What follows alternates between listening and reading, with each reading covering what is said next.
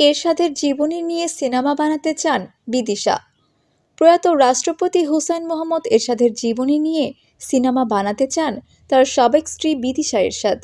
সম্প্রতি একটি বেসরকারি টেলিভিশনে দেওয়া সাক্ষাৎকারে বিদিশা তার এই ইচ্ছের কথা জানান। সাক্ষাৎকারে বিদিশা বলেন, আমাদের দেশের ডিরেক্টর এবং আর্টিস্টরা এখন অনেক ক্রিয়েটিভ, তারা সুন্দর সুন্দর কাজ উপহার দিচ্ছেন। আমার মনে হয় হুসাইন মোহাম্মদ এরশাদকে নিয়ে যদি বায়োপিক করা যায় তাহলে তার সম্পর্কে দেশের মানুষ অনেক কিছুই জানতে পারবে। আমি আশাবাদী দেশকে একটি ভালো মুভি উপহার দিতে পারবো। তিনি বলেন, শত্রুর সঙ্গে বসবাস নামে একটি বই লিখেছিলাম। এই বইটি নিয়ে মোস্তফা সরোয়ার ফারুকী কাজ করতে চেয়েছিলেন। বইটি আমার বায়োগ্রাফি। এতে ডেফিনেটলি বিশাল জায়গা জুড়ে আমার জীবনে এরশাদ সাহেব আছেন।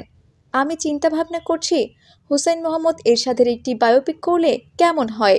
সম্প্রতি মুক্তি পাওয়া জাতির জনক শেখ মুজিবুর রহমানের জীবনী নিয়ে নির্মিত মুজিব একটি জাতির উপকার দেখে বিদিশা বলেন, শেখ মুজিবুর রহমানকে নিয়ে যে বায়োপিক করা হয়েছে সেটা দেখার মতো হয়েছে। আমি রীতিমতো খান্ডার হয়েছি।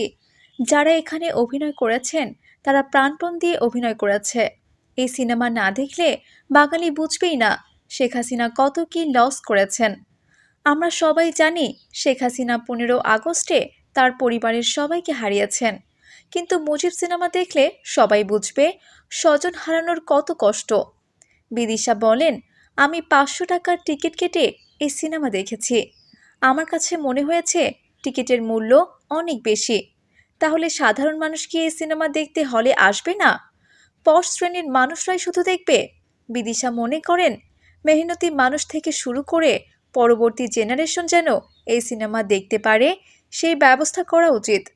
প্রত্যেক জেলায় জেলায় যদি সিনেমাটি দেখানো যায় তাহলে আরও ভালো হতো এবং টিকিটের মূল্য আরও কমানো উচিত।